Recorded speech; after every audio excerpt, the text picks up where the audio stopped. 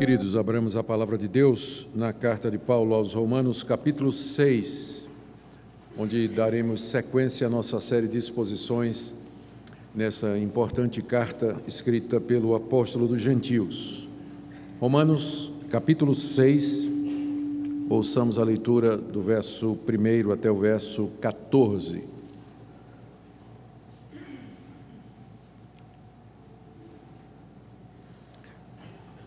Durante a leitura eu farei algumas observações para que vocês percebam com mais clareza a estrutura do texto, o que é que o apóstolo Paulo está fazendo aqui. No verso 1, ele introduz o assunto que ele vai tratar no capítulo 6. Que diremos, pois? Permaneceremos no pecado para que seja a graça mais abundante? De modo nenhum. Como viveremos ainda no pecado, nós os que para ele morremos? Versos 1 e também o verso 2 estabelecem o tema que Paulo vai tratar aqui no capítulo 6, que é a questão do crente viver pecando. Ele diz que de jeito nenhum, e no verso 3 até o verso 5, ele dá a base, a razão pela qual o crente não pode viver pecando. Porventura ignorais que todos nós que fomos batizados em Cristo Jesus, fomos batizados na sua morte? Fomos, pois, sepultados com ele na morte pelo batismo, para que, como Cristo foi ressuscitado dentre os mortos pela glória do Pai, assim também andemos nós em novidade de vida. Porque se fomos unidos com ele na semelhança da sua morte, certamente seremos também na semelhança da sua ressurreição. Em seguida, Paulo coloca 3 ações que devem ser feitas pelos seus leitores para que eles possam experimentar essa vitória sobre o pecado que ele mencionou nos versos anteriores.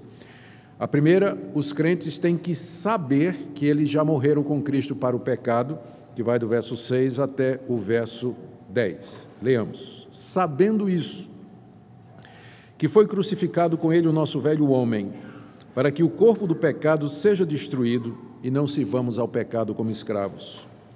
Porquanto quem morreu está justificado do pecado. Ora, se já morremos com Cristo, cremos que também com ele viveremos.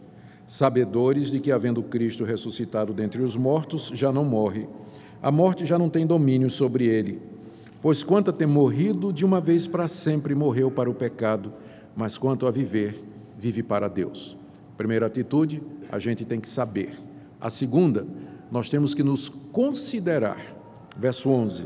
Assim também vós considerai-vos mortos para o pecado, mas vivos para Deus em Cristo Jesus. Terceira atitude, nós temos que nos oferecer. Não reine, portanto, o pecado em vosso corpo mortal, de maneira que obedeçais às suas paixões, nem ofereçais cada um os membros do seu corpo ao pecado como instrumentos de iniquidade, mas oferecei-vos a Deus como ressurretos dentre os mortos e os vossos membros a Deus como instrumentos de justiça. No verso 14, Paulo fecha essa primeira parte com uma declaração extraordinária, porque o pecado não terá domínio sobre vós, pois não estáis debaixo da lei, e sim da graça. Portanto, o tema dessa passagem é a libertação do pecado, como nós podemos viver uma vida livres do domínio do pecado sobre nós. Vamos pedir que o nosso Deus nos ajude a compreender o que nos é prometido aqui e de que maneira nós podemos viver essas realidades na prática. Ó Deus querido, estamos diante de promessas grandiosas, promessas que nós gostaríamos de ver cumpridas em nossa vida. Nós queremos experimentar essa libertação do pecado, nós queremos viver em novidade de vida, queremos viver de maneira que te agrada. Por isso nós pedimos que Teu Espírito Santo ilumine o nosso entendimento e nos instrua no caminho que nós devemos andar, para que possamos experimentar estas palavras grandiosas que nós encontramos aqui.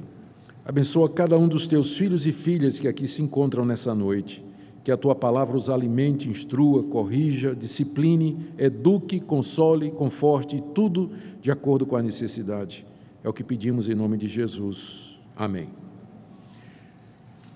Com o capítulo 6, Paulo dá início à terceira grande divisão da carta aos Romanos.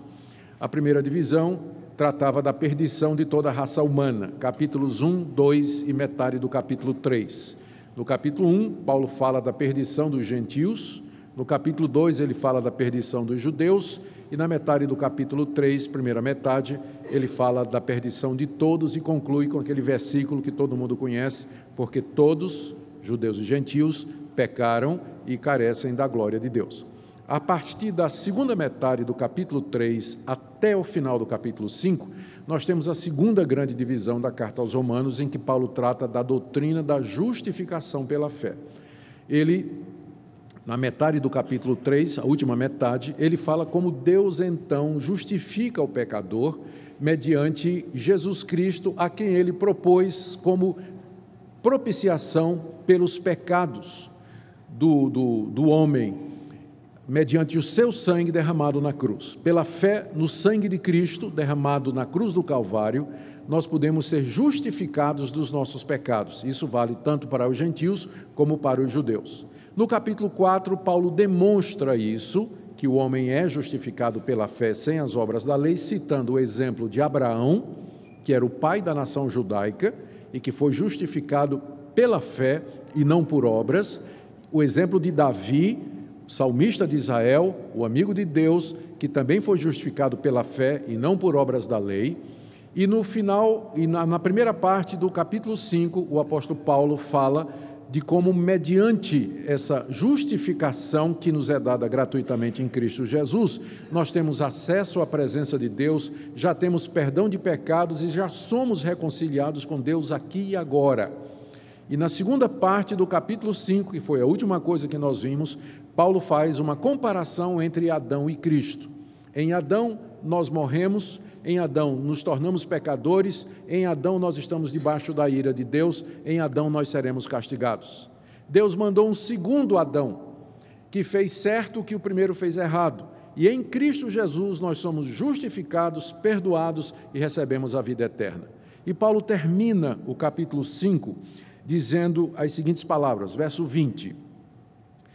Ele está explicando então por que a lei foi dada. Ele vai explicar por que a lei foi dada. Veio a lei para que avultasse a ofensa, mas onde abundou o pecado, superabundou a graça, a fim de que, como o pecado reinou pela morte, assim também reinasse a graça pela justiça para a vida eterna, mediante Jesus Cristo, nosso Senhor. O que ele está dizendo aqui é que, apesar de que em Adão o pecado entrou no mundo e entrou de uma forma avassaladora, e que a lei de Deus foi dada a Israel através de Moisés para mostrar esse pecado de uma maneira mais clara, a graça de Deus, contudo, é superior e é maior. Onde abundou o pecado, superabundou a graça de Deus. É assim que ele termina o capítulo 5.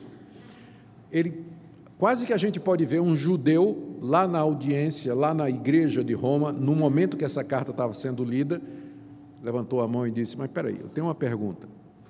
Isso que o apóstolo Paulo escreveu aí é uma doutrina perigosa. Ele está dizendo que onde há pecado, a graça é maior. Então, com isso, Paulo está incentivando as pessoas a pecar. Porque se onde o pecado abundou, superabundou a graça, para que eu experimente mais da graça de Deus, eu tenho que pecar mais.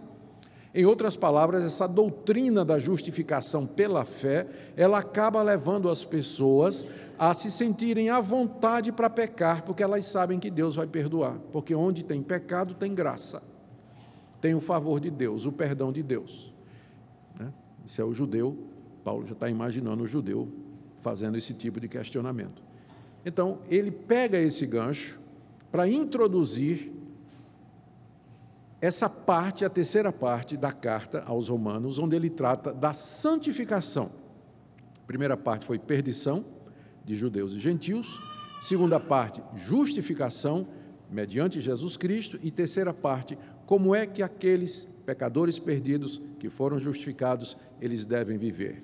E a resposta está nos capítulos 6, 7 e 8. No capítulo 6, Paulo vai dizer que a graça de Deus nos liberta do domínio do pecado. No capítulo 7, ele vai dizer que a graça de Deus nos liberta do domínio da lei. E no capítulo 8, ele vai dizer que, Pela graça, Deus nos dá o seu Espírito para que nós sirvamos a Ele em novidade de vida. Então, os capítulos 6, 7 e 8 compõem a terceira parte da carta aos Romanos, onde ele trata da vida cristã, como nós devemos, nós que já fomos justificados, capítulo 5, como é que nós vivemos a vida cristã, capítulo 6, 7 e 8. Então, hoje à noite, nós vamos ver a primeira parte do capítulo 6, onde Paulo, então, responde a essa questão, se eu posso viver pecando, já que a salvação é pela graça e não é pelas obras da lei. Não é pelo mérito, não é pelo que eu faço, pelo que eu deixo de fazer. Isso, então, não seria um incentivo para viver no pecado? Ele introduz esse assunto, como nós vimos no verso 1 e 2. No verso 1 ele diz assim: o que diremos, pois, à luz do que eu acabei de falar? Permaneceremos no pecado para que a graça seja mais abundante? O cristão, então, à luz da doutrina da justificação pela fé, sem as obras da lei, ele pode permanecer pecando, já que ele vai experimentar mais e mais do perdão de Deus? A resposta de Paulo no início do verso 2 é uma negativa enfática na língua original. É uma dupla negativa no grego, que foi traduzida como de modo nenhum. Era a expressão mais forte que Paulo poderia escolher no vocabulário ou na sintaxe grega para poder expressar uma negativa. E é uma negativa veemente. A ideia de que um crente viva na prática do pecado é absurdo para o apóstolo Paulo. De jeito nenhum. Viver no pecado para que se possa experimentar a graça de Deus, mas nem pensar. O que Paulo está dizendo aqui é que um crente que vive pecando é uma contradição em termos. Ou ele é crente, ou ele vive pecando. Mas ele não pode ser as duas coisas ao mesmo tempo. E aqui, obviamente, a primeira coisa que apareceu na sua cabeça foi: será que o pastor está ensinando perfeccionismo? Não, eu não estou ensinando perfeccionismo. Perfeccionismo é uma doutrina muito antiga dentro da cristandade, que diz que é possível o cristão alcançar um nível de santidade e de espiritualidade tão grande em que ele não peca mais. Um dos defensores mais conhecidos dessa ideia foi o famoso pregador John Wesley. John Wesley defendia a ideia do amor perfeito, que era uma experiência tão profunda do amor de Deus que o cristão tinha, que ele amava a Deus de tal forma que não tinha mais espaço para ele amar outra coisa, por exemplo, o pecado. Wesley acreditava nisso, que o cristão pode chegar num estágio em que seu amor a Deus é tão grande que ele não tem mais amor nenhum ao pecado e, portanto, ele pode entrar nesse estado de perfeição ou de amor perfeito. É assim que é chamado dentro da tradição wesleyana, que é uma das tradições do metodismo. E outras igrejas evangélicas, também mais para o lado pentecostal e neopentecostal, não todas, mas algumas, defendem também essa possibilidade. A reforma protestante, desde o seu início, com a ênfase na doutrina da depravação total, nunca aceitou esse tipo de ideia. Por outro lado, também estaria, se o perfeccionismo está errado, nós não podemos, devemos ou não temos como defender uma vida em que o crente nunca peca. Por outro lado, está errado também aquele conceito de que o crente ele peca a cada segundo por pensamento, palavras e obras. É um outro equívoco também. É um outro equívoco. Está errado os dois lados. Está errado os dois lados. E eu acho que nós erramos mais nesse último lado que eu falei. É muito comum, de vez em quando a gente pede a um irmão para orar, fazer uma oração no culto de confissão de pecados, e não poucas vezes o irmãozinho ou a irmãzinha se levanta e diz: ó Deus, perdoa os nossos pecados, nós pecamos a cada segundo por pensamentos, palavras e por obras. Espera aí, minha irmã. Assim também não, né? Se você está pecando a cada segundo por pensamento, palavra ou obra, tem alguma coisa errada. Não é verdade? É claro, o perfeccionismo está errado, mas uma vida marcada pelo pecado, a cada momento, a cada segundo, não é o que a Bíblia está ensinando aqui. Quando alguém sugere a Paulo, vamos permanecer no pecado, qual é a resposta veemente de Paulo? De modo nenhum. O crente não vive na prática do pecado. Pecado, se acontecer, é um acidente na vida dele. Esse é o padrão bíblico, mas não é o que marca a sua vida. No meu grupinho de quinta-feira, onde nós estamos estudando a primeira carta de João, eu contei uma ilustração. Eu já contei essa ilustração várias vezes. Eu acho que vocês já ouviram também, tá? Então, se vai ouvir pela segunda ou terceira vez, não faz mal. Como eu sempre me esqueço das ilustrações, então, para mim, é como se fosse a primeira.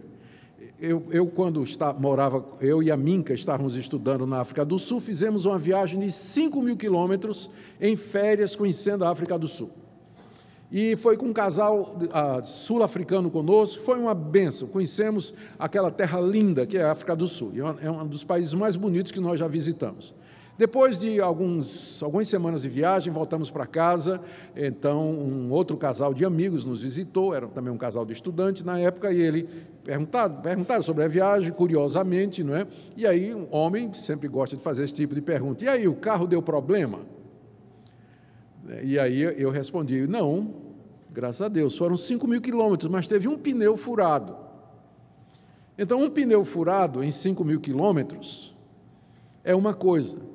Agora, imagine se o pneu furasse a cada 50 metros.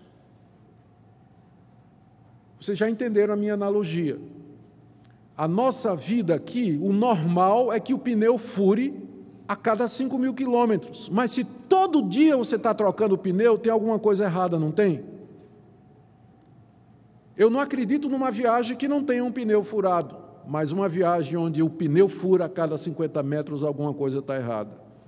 Então, essa visão da vida cristã, de que o cristão ele vive pecando diariamente por pensamentos, palavras e obras a todo instante, não bate com o padrão de vida cristã que o Novo Testamento nos ensina. Da mesma forma que não bate o ensinamento que eu já falei do perfeccionismo. Mas aqui no capítulo 6 nós encontramos o caminho bíblico. É um caminho onde você pode dizer não ao pecado, em que você não é escravo do pecado, em que você não é obrigado a fazer a vontade do pecado, e onde pela graça de Deus você pode dizer não ao pecado. Aqui também é preciso fazer uma diferença entre tentação e pecado. Talvez seja aqui que as pessoas se confundam. A nossa natureza pecaminosa, ela permanece em nós depois da conversão. E ela cobiça, ela deseja, ela almeja. Mas enquanto você diz não para ela, você não pecou. Ou seja, o crente ele pode passar um dia inteiro sendo tentado em diversas áreas, ele passou o dia inteiro dizendo não, não, não e não. No final do dia, ele é vitorioso, ele é vencedor, ele não pecou. Embora os desejos, as vontades apareçam. Está no trânsito, né? O cara dá uma goianada, dá uma fechada no cara assim, né? Aí a raiva, né? Começa a sentir aquela raiva, a vontade de fazer a mesma coisa, você diz não. Você lembra, né? Não, você tem que perdoar os seus inimigos. Aí você deixa o cidadão ir embora. Deus abençoe o irmão, vai na paz, né? Dá o lugar para ele, deixa ele embora. Você não pecou, mas o desejo, né? Desejo veio. Então, você passa o dia todo brigando com a corrupção do seu coração, mas você disse não, não faço, não aceito, não vou fazer isso. Então, você não pecou. Então, às vezes, as pessoas confundem a tentação com o pecado em si, por isso que elas dizem, não, eu passo o dia todo pecando. Não, se você é crente, você não pode passar o dia todo pecando, tem alguma coisa errada. Você pode estar sentindo a força e a presença do pecado no seu coração o dia todo, isso é uma coisa. Mas viver na prática do pecado, a Bíblia é muito clara. Quem vive na prática do pecado não entrará no reino de Deus. Não entrará no reino de Deus. Então, isso tem que ficar claro.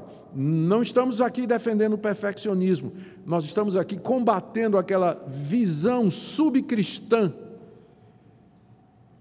do padrão bíblico de santidade e de caminhar, em que as pessoas acham normal elas cometerem pecados vários e muitos durante o dia, e passa o dia todo pecando, e de noite, antes de dormir, peca no varejo, e de noite pede perdão por atacado. Senhor, perdoa tudo que eu fiz de errado, boa noite, e vai dormir.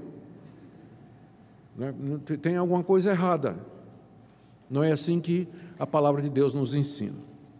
Então, esse é o ponto aqui, não é? A revolta de Paulo, podemos dizer assim, a indignação dele, a perplexidade dele nos versos 1 e 2, é exatamente por isso, é quando ele imagina que alguém vai dizer que uma pessoa que é salva pela graça, ela vai viver, permanecer no pecado para que ela experimente mais da graça de Deus. De modo nenhum. Claro que não. Não é a vida cristã normal a gente viver, permanecer no pecado, uma vez que conheceu a graça. E aí ele diz, ele nos dá, metade do verso 2 até o verso 5, a base para isso. O que Paulo vai dizer aqui nesses versículos é que o crente ele não pode viver pecando porque ele já morreu para o pecado. Ele já morreu para o pecado, e essa morte se deu na morte de Cristo. O que ele está fazendo aqui é expandindo o que ele já disse no capítulo 5. Que nós estamos ou unidos a Adão ou unidos a Jesus Cristo, e receberemos a herança de um ou de outro. Se nós somos de Cristo, nós recebemos os benefícios decorrentes da sua morte e da sua ressurreição. Ora, se eu já morri com Cristo para o pecado e eu ressuscitei com Cristo para Deus, isso significa que eu venci já o pecado, eu morri para o pecado, eu não estou mais debaixo do domínio do pecado, por isso eu posso dizer não. Eu posso resistir eficazmente, eficientemente, às tentações que ocorrem no meu coração ou que vêm de fora, tentações externas, é isso que Paulo diz. E o batismo é o símbolo disso, é a expressão disso. Veja como ele diz isso aqui, final do verso 2. De modo nenhum. Como viveremos ainda no pecado, nós os que para ele morremos? Nós já morremos para o pecado. Como é que vamos viver para o pecado? E quando é que eu morri para o pecado, Paulo? Porque eu me sinto muito vivo para o pecado, na verdade. Não é quando é que eu morri para o pecado? Eu não estou me sentindo morto para o pecado. Na verdade, eu sinto a corrupção no meu coração. A resposta de Paulo é que essa morte aconteceu pensando aqui do nosso referencial no tempo, com relação a nós, aconteceu há 2000 anos atrás, quando Jesus, como nosso representante, foi levado à cruz do Calvário. Na cruz do Calvário, Cristo não somente derramou seu sangue para nos justificar dos nossos pecados, que é o tema do capítulo 3, 4 e 5, o sangue derramado para justificar os pecados, mas Cristo também levou com ele na cruz o pecado singular, aquilo que eu sou, de forma que não somente eu sou justificado do que eu faço, os meus pecados, mas agora eu tenho vitória sobre aquilo que eu sou, um pecador. Então, na cruz, Cristo fez essas duas coisas. A gente está mais acostumado em pensar na cruz como sendo o local onde ele derramou seu sangue para nos livrar da culpa do pecado. Aqui Paulo diz que foi mais do que isso. Nós somos crucificados com Cristo para que essa nossa natureza pecaminosa, ela seja subjugada, para que ela seja vencida. E essa é a única maneira pela qual essa vitória pode ser obtida mediante a cruz. Verso 3. Porventura ignorais que todos nós que fomos batizados em Cristo Jesus, fomos batizados na sua morte? Vocês ignoram isso, irmãos? Vocês todos foram batizados. É Paulo perguntando aos romanos. Imagina essa conversa. Ele dizendo assim, vocês todos foram batizados em nome de Jesus, mas vocês esqueceram o que é que o batismo significa, o que é que ele representa? O batismo representa a sua união com Cristo, na morte, e não somente na morte. Verso 4. Fomos, pois, sepultados com ele na morte pelo batismo, para que, como Cristo foi ressuscitado dentre os mortos pela glória do Pai, assim também andemos nós em novidade de vida. Verso 5, porque se fomos unidos com ele na semelhança da sua morte, certamente seremos também na semelhança da sua ressurreição. O que é que ele está dizendo aqui, trocando em miúdos? Ele está dizendo, voltando, quando Cristo morreu, ele morreu como meu representante. O que aconteceu com ele, aconteceu comigo. Então, quando ele morreu na cruz, eu morri com ele. Ele morreu para o pecado, eu morri para o pecado também. Ele foi sepultado, eu também fui. Quando ele ressurgiu vitorioso ao terceiro dia, eu ressurgi com ele. Quando ele sai da sepultura, vencedor, vencendo a morte e o pecado, eu, unido a Cristo, também sou vencedor. E essa é a base não somente da minha salvação, como também a base da minha vida cristã. É assim que eu posso vencer o pecado que existe em mim. Porque, como eu disse no começo, quando a gente se converte, Deus não tira o pecado de nós, mas Ele introduz uma nova vida, a vida do Cristo crucificado e ressurreto, mediante a qual eu posso mortificar a minha natureza e dizer não para ela. É isso que o batismo significa. Note no final do verso 4, que ele diz que a razão pela qual Deus me uniu a Jesus na sua morte e na ressurreição é para que nós andemos em novidade de vida. É por isso que eu disse, a vida cristã, retratada na Bíblia, não é essa vida em que o cristão anda como escravo do pecado, praticando a vontade da carne e dos pensamentos, agindo de acordo com os desejos do seu coração. E isso não é a vida cristã, isso não é um cristão. Deus nos uniu a Cristo para que nós andássemos em novidade de vida, uma vida diferente e distinta daquela vida antiga. Agora, para que eu experimente isso na prática, são necessárias 3 atitudes que Paulo coloca aqui. Essas 3 atitudes representam 3 decisões que eu tomo diariamente, todas elas regadas e banhadas em oração, para que eu experimente na prática isso que Paulo diz que já aconteceu há 2000 anos. Quando eu morri com Cristo na cruz, há 2000 anos, eu não era nem nascido. Então, não é uma questão de você sentir, é uma questão de você crer. É uma questão de você receber o que Deus está dizendo. Ele está dizendo que você morreu com Cristo Jesus. Uma vez eu estava ensinando a um novo convertido, a respeito desse caminho de vitória. Ele tinha um problema com o temperamento dele. Ele tinha um problema com o temperamento. Tem gente que nasce com pavio curto, não é? Ele nasceu pegando na pólvora, nem pavio curto ele tinha, ele pegava direto na pólvora. E ele lutava muito. E uma vez, conversando com ele, fazendo discipulado, eu falei a respeito do caminho que Deus nos dá para vencermos o pecado.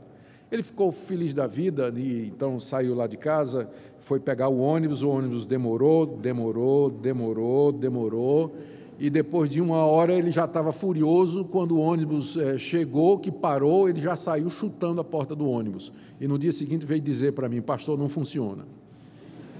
Não funciona. Não, meu irmão, é porque isso aqui não é uma coisa mágica. Santificação é um processo. Então, todo dia você tem que fazer isso, essas 3 coisas que estão aqui. E você vai aprendendo até que elas se tornam hábitos, disciplinas espirituais, até que elas se tornam a sua maneira de viver, a ponto de que você já vai fazer inconscientemente. Mas é algo que tem que ser feito todo dia. A nossa luta contra o pecado é até o último dia da nossa vida. Até o nosso último suspiro nós estaremos lutando contra o pecado que está em nós. Já fomos justificados e perdoados, mas agora começa a luta para vencer o domínio do pecado sobre nós aqui nesse mundo. E o caminho é esse aqui que Paulo está falando. Ele começa dizendo que essa vida é possível, que é a vida padrão cristã normal e que se faz mediante a nossa união com Cristo Jesus. Agora, como é que eu experimento isso na prática? Primeira orientação que Paulo dá aqui é que os cristãos de Roma, eles tinham que saber estas coisas, eles tinham que ter consciência destas coisas.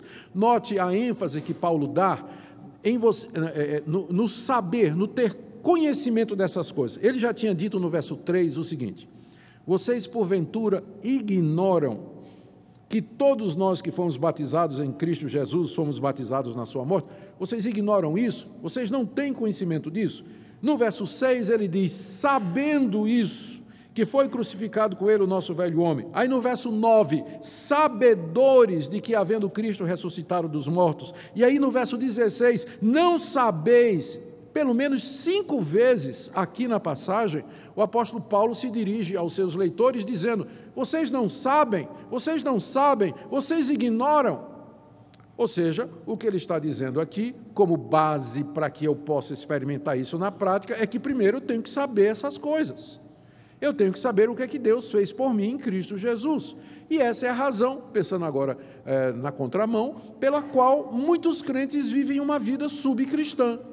Eles desconhecem, eles ignoram toda a plenitude do Evangelho, tudo aquilo que Cristo fez na cruz por eles. E quando a gente não tem conhecimento de uma coisa, nós não podemos nos apropriar dela, usufruir dela. Como aquele fazendeiro, tem uma história muito conhecida, eu penso, foi em algum lugar nos Estados Unidos, eu não sei bem, mas tinha um fazendeiro lá que plantava batata, tinha uma roça enorme, plantava batata e foi ficando não dando certo, a colheita não dava bem, o tempo não era favorável, eu sei que ele foi ficando pobre, e um dia chegou, ele vendeu a propriedade dele a preço de banana para um vizinho, que um dia, cavando lá, descobriu petróleo. O cara tinha um poço de petróleo, rios de petróleo, debaixo da sua terra, mas ele vivia como pobre. Por quê? Porque ele não sabia. Porque ele não sabia. Por isso que Paulo diz, vocês ignoram isso. Vocês não sabem isso. Para poder ficar dizendo, não, eu posso viver pecando. Vocês ignoram isso que Deus fez por nós em Cristo Jesus. Verso 6, então, do verso 6 até o verso 10, Paulo trata, aqui o foco é exatamente isso, a necessidade que eu tenho de entender a cruz, de entender a minha união com Cristo, porque sem esse entendimento eu não tenho a base para viver a prática. Não adianta você querer ser cristão se você não tem o entendimento e a doutrina correta. Você vai cair no misticismo, você vai cair na superstição, você vai seguir práticas de falso profeta, você vai estar fazendo aí um monte de coisa que não tem qualquer fundamentação na Bíblia. Por isso que você tem que saber. O que é que eu tenho que saber? Verso 6. Sabendo isso, primeiro, que foi crucificado com ele o nosso velho homem, para que o corpo do pecado seja destruído e não sirvamos o pecado como escravos. Você tem que saber isso, que foi crucificado, está no passado aqui o verbo, foi crucificado, há 2000 anos atrás, foi crucificado com ele aqui é Jesus. O nosso velho homem, o que é o nosso velho homem? É a nossa natureza humana decaída. Por que é chamada de velho homem? Porque eu herdei essa minha natureza humana decaída do primeiro homem que foi criado, que foi o primeiro que pecou, que é Adão. E como ele é o primeiro, é portanto o mais velho. Por isso que a nossa natureza pecaminosa é na Bíblia chamada com frequência de o velho homem. Então, o velho homem foi crucificado com Cristo. Essa minha natureza pecaminosa, ela foi levada à cruz. Mais uma vez, a cruz não é somente instrumento de justificação dos meus pecados, ela é instrumento de morte da minha natureza pecaminosa, do velho homem. Foi crucificado com ele, o velho homem, com dois objetivos, ainda no verso 6. Primeiro, para que o corpo do pecado seja destruído, ou seja, para que esse corpo, o corpo aqui não é tanto o corpo físico, mas é a minha existência humana, aquilo que eu sou, para que o domínio do pecado, o corpo do pecado, ou seja, o corpo onde o pecado domina, que é o que eu sou, mas não é só corpo, é espírito, alma e tudo, para que esse domínio do pecado sobre mim seja destruído. Então, esse era o objetivo prático de Deus. Então, você já sabe por que motivo Deus incluiu você na morte de Jesus. Era para que você agora, depois de ter sido chamado por Deus pela pregação do Evangelho, convertido pelo Espírito Santo, agora você vai destruir o domínio do pecado sobre você. Ou colocando, em outras palavras, final do verso 6, para que não sirvamos o pecado como escravos. A escravidão era uma instituição muito conhecida na época de Paulo, no Império Romano. O escravo não tinha direito a nada. Geralmente era um prisioneiro de guerra, era um cativo que tinha sido vencido na batalha, ou então gente que tinha entrado em dívida e que se vendeu para pagar a dívida, foi trabalhar como escravo de alguém. Escravo não tinha direito à própria vida, não tinha direito a ir nem vir, não estabelecia seu horário de trabalho, as tarefas que ia fazer. Era uma vida de completa subjugação à vontade do seu senhor e do seu patrão, que tinha direito de vida e morte sobre ele. Essa é a figura que Paulo está usando aqui. Antes de nós sermos alcançados pelo Evangelho, nós éramos escravos do pecado. O pecado nos dominava completamente. E o pessoal ainda fala em livre-arbítrio, né? O pecado dominava completamente. Escravidão ao pecado, fazendo a vontade do pecado. A impressão que a gente tem é que as nossas escolhas são livres, mas, na verdade, elas são escolhas, mas elas são escolhas controladas pelo nosso patrão pecado. Não há nenhuma escolha que não seja manchada, influenciada ou enviesada pela corrupção do nosso coração. Por isso que nós dizemos, não existe livre-arbítrio, existe o arbítrio, existe a escolha, mas não a escolha livre. Ela sempre é influenciada pelo pecado, porque é isso que o homem é, sem Cristo, escravo do pecado. E um escravo não tem vontade própria, ele faz o que o patrão manda. Era isso que nós éramos.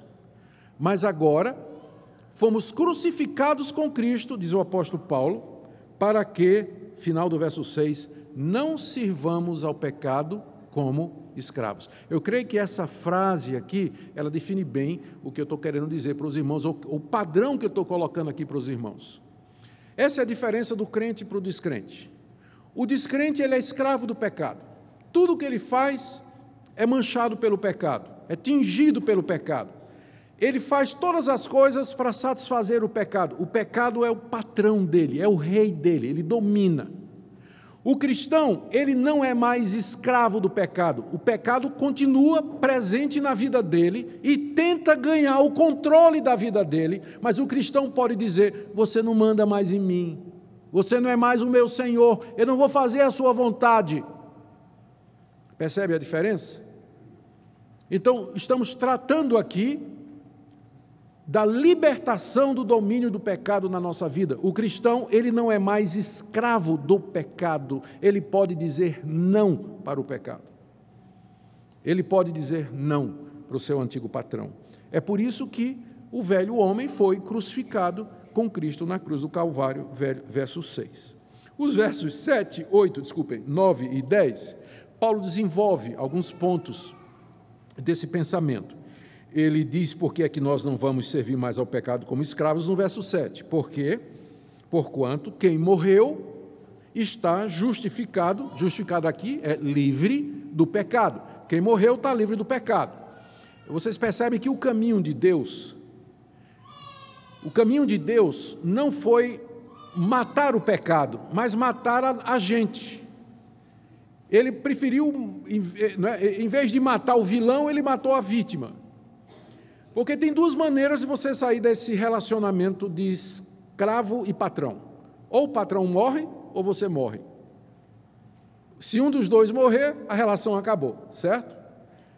O caminho de Deus não foi matar o patrão, o escravo, mas foi matar, o Senhor. Mas o caminho de Deus foi matar o escravo. E como é que ele nos matou e assim quebrou essa relação de escravidão? Na cruz do Calvário. Em Cristo nós morremos, portanto, essa nossa escravidão ao pecado foi quebrada. É isso que ele fala no verso 7. Quem morreu está justificado do pecado, ou seja, ele não está mais debaixo do domínio, da condenação e do poder do pecado, porque já morreu para o pecado.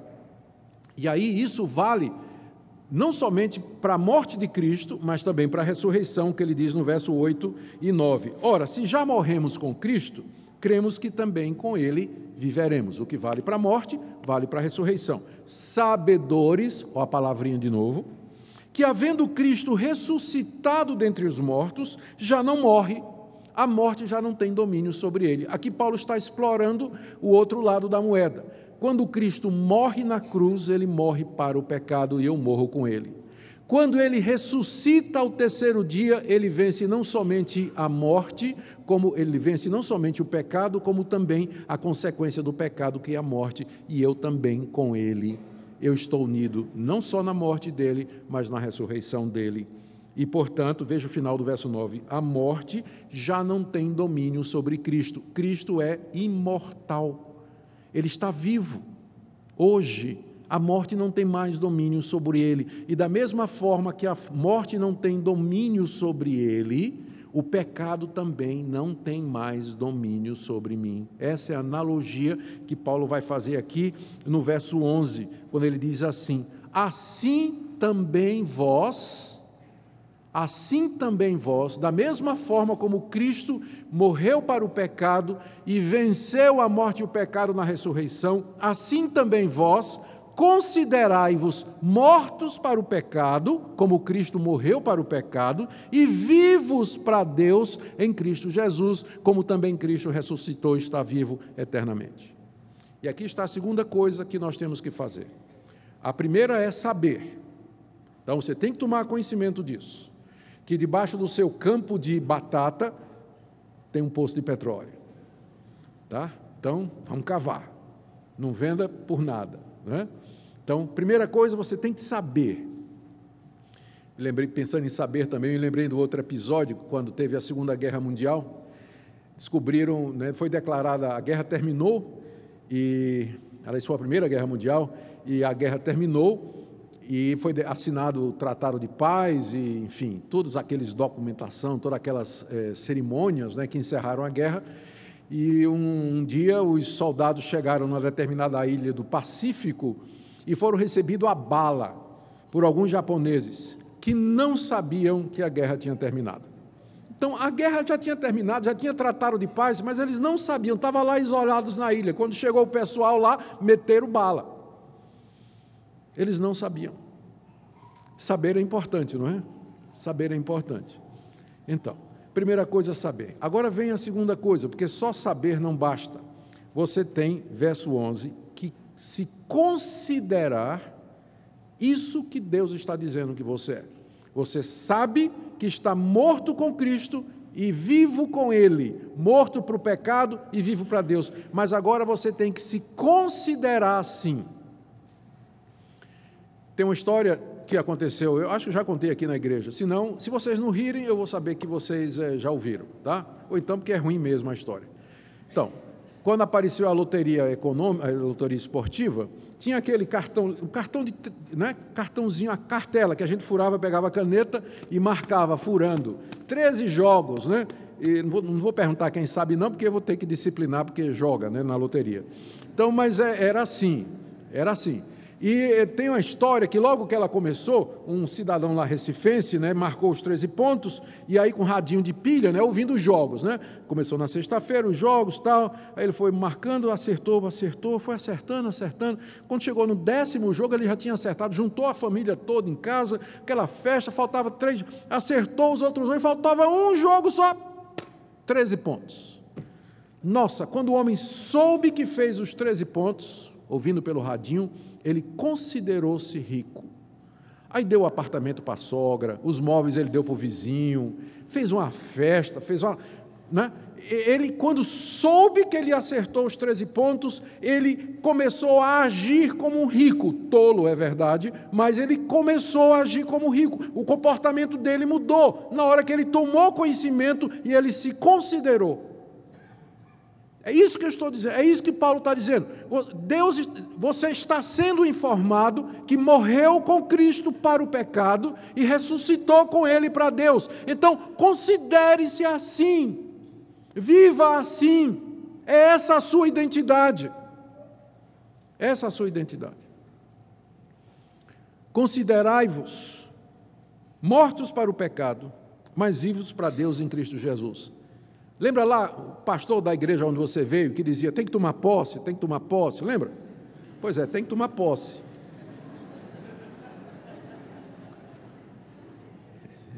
Eis um uso legítimo da frase, tome posse. Deus está dizendo, você está morto para o pecado, põe a mão em cima e diga, eu recebo. Eu recebo, Senhor. Estou morto mesmo. Tem uma história sobre Agostinho, famoso teólogo do século IV, Agostinho de Hipona. Agostinho tinha sido um um homem do mundo, apesar de ter sido criado por uma mãe piedosa, mas ele era um homem mundano, seguiu várias heresias, foi adepto do gnosticismo.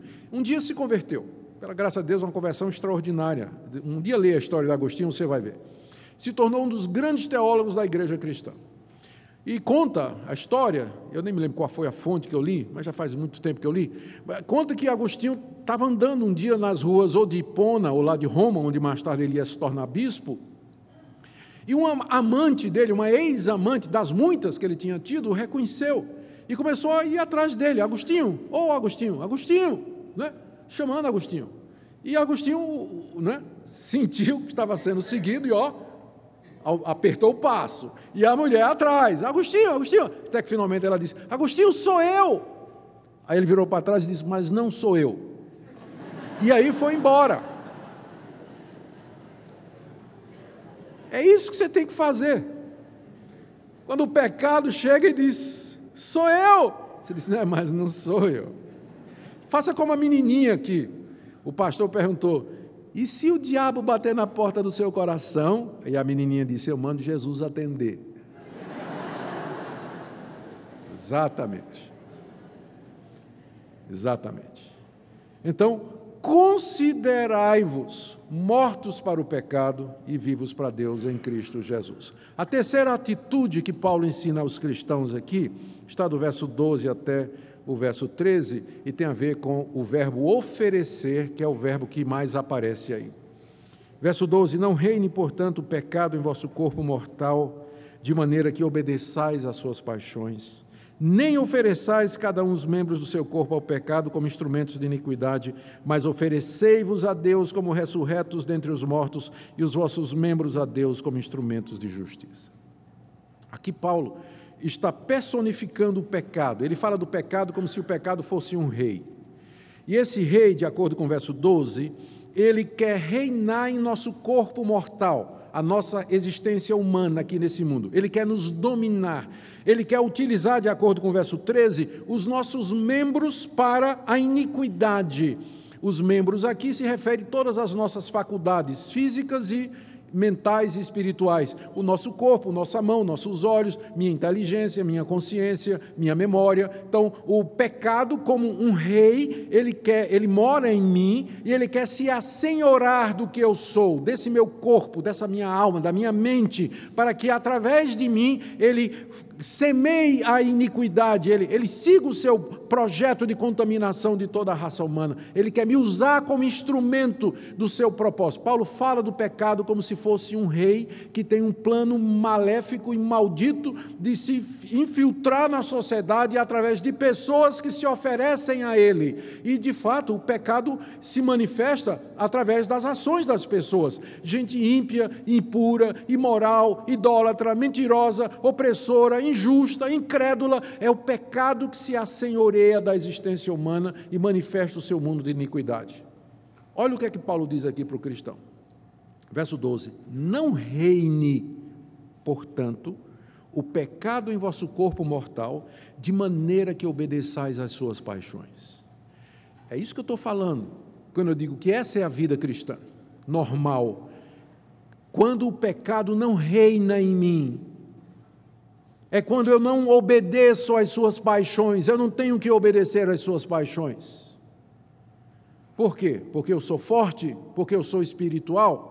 Porque eu sou inteligente? Não é por nada disso. É porque eu já morri para ele. Ele pode gritar o quanto ele quiser, mas eu estou morto. O patrão pode dar as ordens que ele tiver, mas se o escravo estiver morto, morto não reage, não ouve, não escuta, não sente. Aqui eu sempre me lembro da história do Êxodo. Lá no Antigo Testamento a gente lê a história de que os descendentes de Abraão foram escravos de Faraó durante várias gerações, 430 anos. Um dia Deus manda Moisés, e Moisés, pela força de sinais e prodígios e maravilhas, tira o povo da terra do Egito, e chega na beira do mar, o exército de Faraó vem atrás. Eles foram escravos 430 anos, estavam saindo agora para a liberdade. Faraó não gostou da história, vem atrás. Moisés abre o mar vermelho pelo poder de Deus. atravessa o Mar Vermelho. E ali, quando o mar se fecha, sepultou a vida antiga. Eles deixaram de ser escravos. Do outro lado do mar, eles estavam libertos. Então, imagina a cena, se possível. Do lado de cá você tem os ex-escravos, agora livres. Do lado de cá, o antigo patrão. Separados no meio, separados pelo mar, onde a escravidão dos israelitas tinha sido sepultada de uma vez para sempre. Agora era um povo livre. Agora imagine a seguinte cena. Fisicamente é impossível, mas imagine que fosse, apenas para fins didáticos. Faraó chamasse o general e disse: me dá esse megafone aqui. Sabe o que é o megafone, né? Aquilo que o pessoal usa em protesto, aquela boca, né? Que o pessoal fica falando, baixo isso, abaixo aquilo, tal. Então, o Faraó pega: meus escravos, voltem! Vocês foram meus escravos a vida toda. Vocês nasceram na escravidão. Seu pai era escravo meu.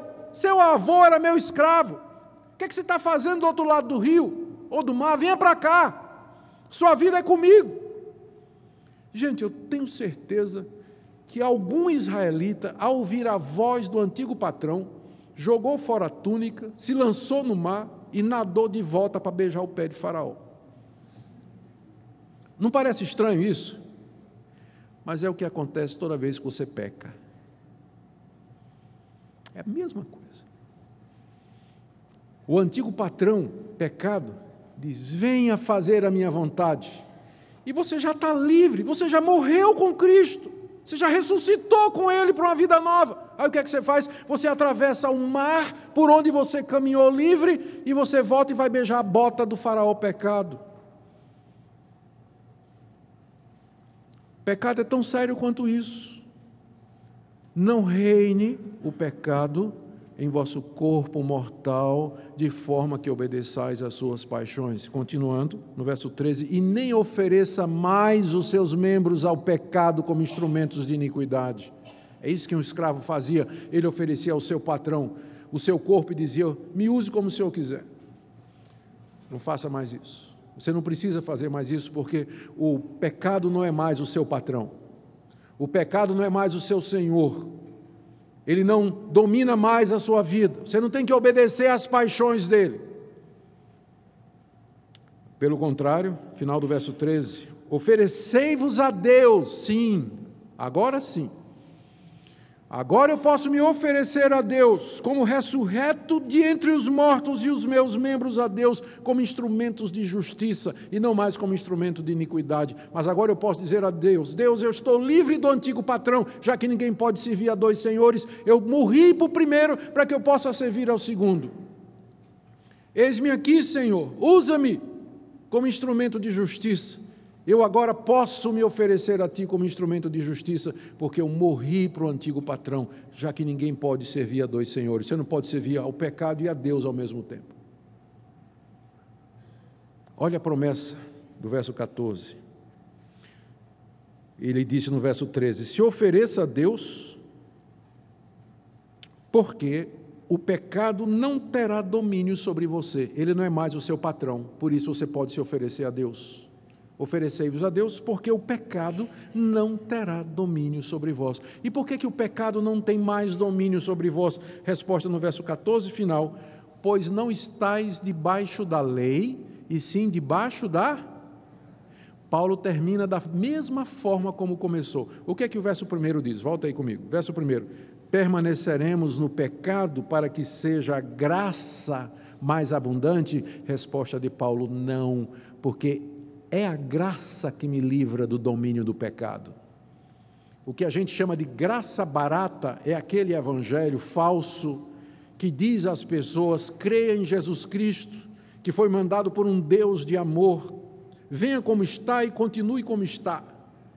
Deus vai lhe salvar de qualquer maneira, porque Deus é bom e misericordioso. Por que a gente chama isso de graça barata? Porque não é a graça que é apresentada na Bíblia, aliás, até porque é incompleta, porque a graça de Deus vai fazer tudo isso, mas ela vai fazer muito mais. Ela não somente vai perdoar você dos seus pecados, mas vai libertar você do domínio do pecado. vai libertar você do antigo patrão, vai lhe dar uma vida nova, vai mudar a sua vida. Por isso que a Bíblia o tempo todo ela fica dizendo que a fé sem obras, ela é morta, e que sem santificação ninguém verá o Senhor, e que aquele que é nascido de Deus, ele não vive na prática do pecado, porque a graça salvadora é a graça que transforma, que muda, que liberta. Como é que você pode dizer que você está salvo, se você ainda não foi salvo dessa sua língua mentirosa? Como é que você pode dizer que você está salvo, se você não foi salvo ainda dessas cobiças e corrupções do seu coração que você alimenta todo dia? A salvação que Deus nos oferece é completa, irmãos. E eu creio de todo o meu coração que essa vida é possível. Como eu disse, ela não acontece assim, mas ela é resultado de disciplina diária, de intencionalidade, de você dizer: Deus, eu quero viver dessa forma, porque Cristo morreu por mim e eu com Ele, para que eu vivesse novidade de vida. E aí você se dedica a saber, estuda a Bíblia, gasta tempo com Deus, medita, considerar-se, desenvolva a sua fé.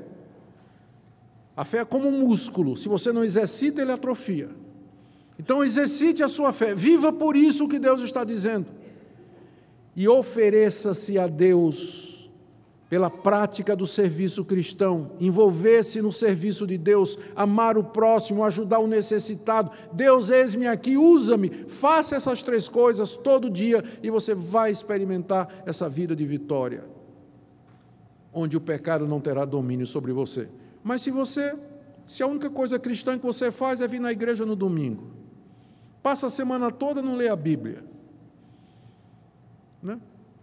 No máximo, nas redes sociais, vai ler a meditaçãozinha de 3 parágrafos que algum pregador famoso colocou e acha que, que bom, já tenho meu pão diário, né? Leu assim uma frase, né, escrita aí por um pregador, e disse: que maravilha, pronto, já alimentei, já ganhei meu dia. Nunca vai progredir espiritualmente. Como está você hoje à noite? Como é que você se coloca diante dessa palavra? A palavra de Deus é como espelho da alma, ela é como espada que vai no coração, é como fogo que esmiuça a penha. E você veio aqui hoje à noite para ouvir a palavra de Deus. Não saia por aquela porta, por essa porta nessa noite, sem diante de Deus você fazer uma análise e dizer: Deus, eu quero essa vida, eu quero libertação, eu quero viver uma vida de santidade. Talvez você tenha procurado libertação dos seus problemas. Eu quero liberdade da pobreza, liberdade da doença, liberdade disso, daquilo, mas a pior escravidão é a escravidão ao pecado. E Cristo nos oferece, mediante o Evangelho, essa libertação. Ela pode ser nossa, mediante a fé. Amém? Vamos orar. Ó Deus, que Evangelho maravilhoso e completo, e perfeito, e profundo, e misterioso. Nós nos curvamos diante da Tua sabedoria, Senhor, que está aqui exposta na Tua palavra, e nós nos sentimos tão pequenos. Senhor, eu quero conhecer isso mais. Eu te dou graças pelos anos de vida cristã que o Senhor tem me dado, mas eu quero conhecer mais. Eu quero experimentar mais e mais da santidade, da pureza, no meu coração, no meu pensar, na minha memória, na minha consciência, no meu corpo. E eu faço a mesma oração pelos meus irmãos e irmãs que estão aqui nessa noite. Se tem alguém, Senhor, que está vivendo na prática do pecado e que não está nem lutando, que está achando que é normal, ó Deus, tenha misericórdia. Olha para aquele teu filho, tua filha, que está lutando contra a pornografia, que está lutando contra a impureza, contra a violência do seu coração, contra a tentação na faculdade, contra a tentação na escola, a tentação à desonestidade, a tentação à dúvida. Senhor, contempla agora com teu Espírito os teus filhos e socorre-nos na nossa fraqueza, tenha misericórdia de nós e nos ensina a saber, nos revela aquilo que Cristo fez por nós, dá-nos fé para nos considerar mortos para o pecado e graça para nos oferecer a Ti todo dia e não mais ao pecado como escravos. Bendito sejas, ó Deus, porque Tu tens misericórdia dos Teus, que Tu ouvirás a nossa oração e que essa palavra prosperará para a Tua glória e a alegria do Teu povo. Em nome de Jesus. Amém.